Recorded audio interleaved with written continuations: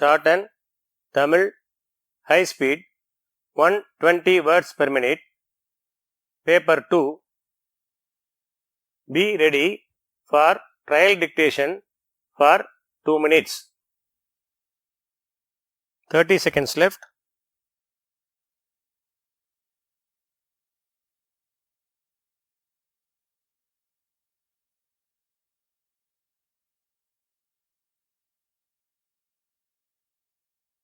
Fifteen seconds left.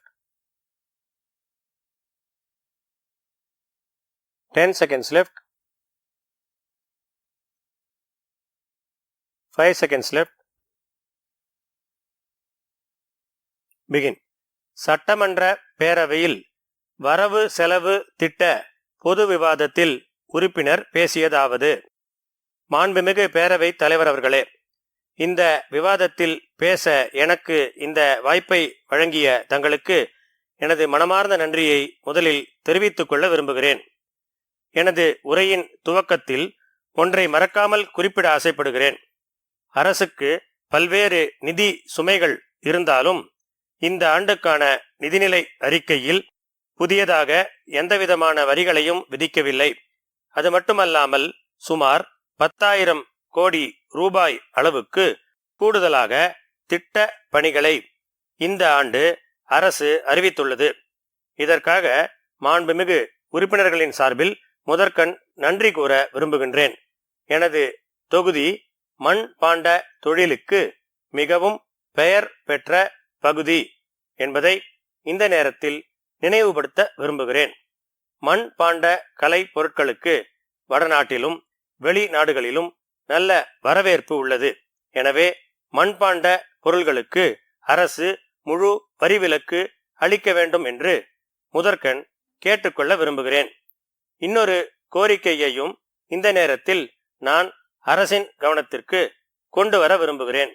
ஏரி குளங்களில் இருந்து இத்தொழிலாளர்கள் வண்டல் மண் எடுப்பதை அதிகாரிகள் தடுக்காமல் இருக்க அரசு உரிய ஆணைகளை வழங்க வேண்டும் என்று கேட்டுக்கொள்ள ஆசைப்படுகிறேன். அடுத்ததாக, மாற்று திறனாளிகளுக்கு மானிய விலையில் 2 சக்கர வாகனம் வழங்கியதற்காக நான் இந்த அரசை பாராட்ட கடமைப்பட்டுள்ளேன். அதே நேரத்தில் பெட்ரோலின் விலை அதிகமாக இருப்பதால் அவர்கள் வாகனங்களை பயன்படுத்த மிகுந்த சிரமப்படுகிறார்கள்.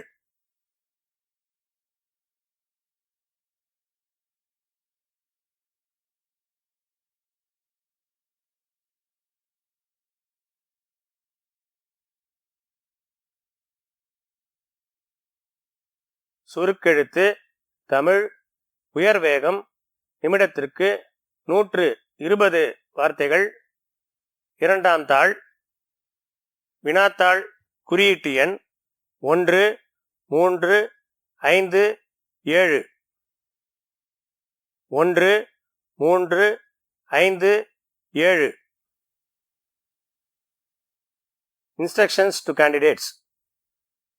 படிக்கப்பட்டதை சுருக்கெழுத்தில் எழுதிக்கொள்ள வேண்டும். அதன் விரிவெழுத்து வடிவத்தின் அளவில் 1/3 பங்கிற்கு மிகாமல் அயற்கூற்றில் கடந்த கால வினைச்சொல் ஆக்கத்தில் சுருக்கி அளிக்க வேண்டும். சுருக்கி அளிக்கப்பட்ட விடையில் உள்ள வார்த்தைகளை எண்ணி விடையின் கடைசியில் குறிக்க வேண்டும். சுருக்கெழுத்து திறனுக்காக 5 மதிப்பெண்கள் ஒதுக்கப்பட்டுள்ளன. விரிவெழுத்தில் எழுதும்போது கையெழுத்து தெளிவாக இருப்பதுடன் வரிகளுக்கிடையே உரிய இடைவெளி இருக்க வேண்டும்.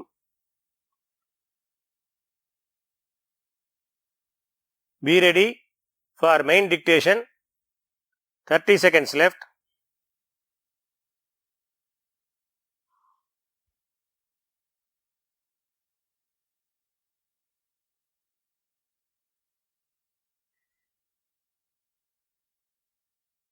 Fifteen seconds left.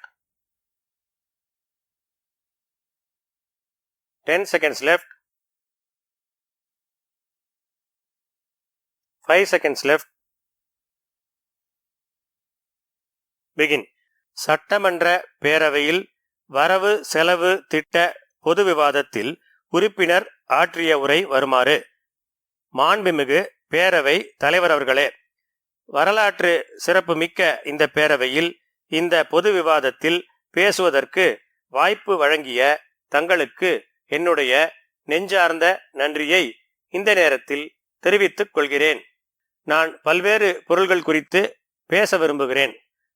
முதலாவதாக, கல்வி ஒரு மனிதனுக்கு மிக மிக முக்கியமானது.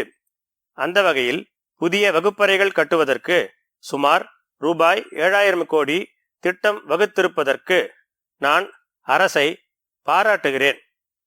அதில் முதற்கட்டமாக இந்த ஆண்டே 1000 கோடி ரூபாய்க்கான நிதி ஒதுக்கீட்டை செய்ய வேண்டுமென்று இந்த நேரத்தில் கேட்டுக்கொள்ள கடமைப்பட்டுள்ளேன்.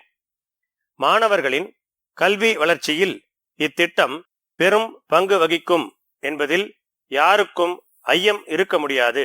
அடுத்ததாக, நமது வரலாற்று சிறப்பு குறித்து முக்கியமான ஒரு கருத்தை இம்மாமன்றத்தில் பதிவிட வாய்ப்பளிக்க வேண்டுமென்று அன்போடு கேட்டுக்கொள்கின்றேன். தமிழ்நாட்டின் பழமையை உலகத்திற்கு எடுத்து காட்டிடும் வண்ணம் பல அகழ்வு பணிகள் கடந்த சில வருடங்களாக நடந்து வருகின்றன. இதில் கண்டெடுக்கப்பட்ட பல்லாயிரம் ஆண்டுகள் பழமை வாய்ந்த தமிழர்களின் வாழ்வு தொடர்புடைய பொருட்களை வேறு மாநிலத்திற்கு எடுத்துச் செல்ல முயற்சி நடப்பதாக நான் அறிகின்றேன். எனவே அவற்றை நமது மாநிலத்திலேயே மக்களின் பார்வைக்கு வைப்பதோடு தொடர்ந்து அகழ்வு பணிகளை மேற்கொள்ள வேண்டுமென்று கேட்டுக்கொள்ள கடமைப்பட்டுள்ளேன்.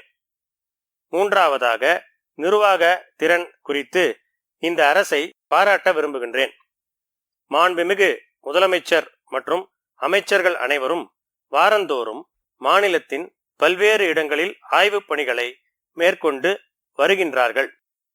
சென்னையில் அமைச்சர்களை சந்திக்க அதிகாலையில் சென்றாலும் அலுவல் நிமித்தமாக அமைச்சர்கள் மாவட்டங்களில் ஆய்வுக்கு சென்றிருப்பதாக தெரிவிக்கிறார்கள். அந்த அளவுக்கு தேனீக்கள் போல அயராது உழைக்கும் அரசு நிர்வாகத்திற்கு எனது பாராட்டுகளை இந்த மாமன்றத்தில் பதிவு செய்ய விரும்புகிறேன்.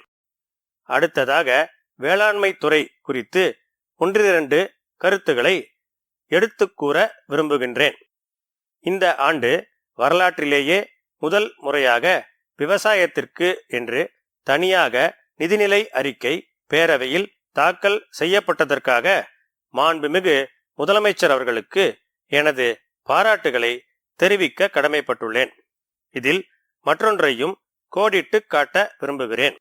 ஏதோ கடமைக்கென்று இதை செய்யாமல் நமது மாநிலத்தில் விவசாயம் அதிகமாக இன்று நடைபெறும் டெல்டா மாவட்டங்களில் உள்ள விவசாயிகளின் கருத்துக்களை நேரடியாக கேட்டு அதன் அடிப்படையில் இந்த அறிக்கையினை அரசு தாக்கல் செய்துள்ளது என்பதை மாமன்ற உறுப்பினர்களின் கவனத்திற்கு கொண்டு வர ஆசைப்படுகிறேன்.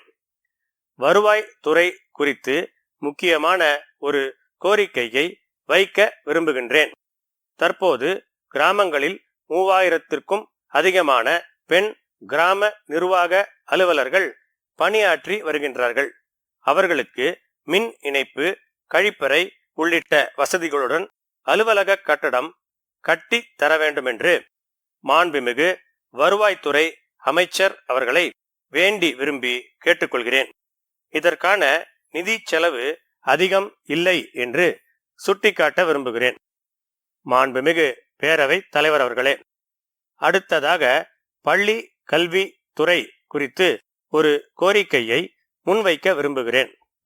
ஆசிரியர் தேர்வு ஆணையத்தால் தேர்வு செய்யப்பட்டு பணிக்காக காத்திருக்கக்கூடியவர்களுக்கு படிப்படியாக ஆசிரியர் பணி வழங்குவதற்கு அரசு நடவடிக்கைகளை எடுக்க வேண்டும் என்று இந்த நேரத்தில் கோரிக்கை வைக்க விரும்புகிறேன்.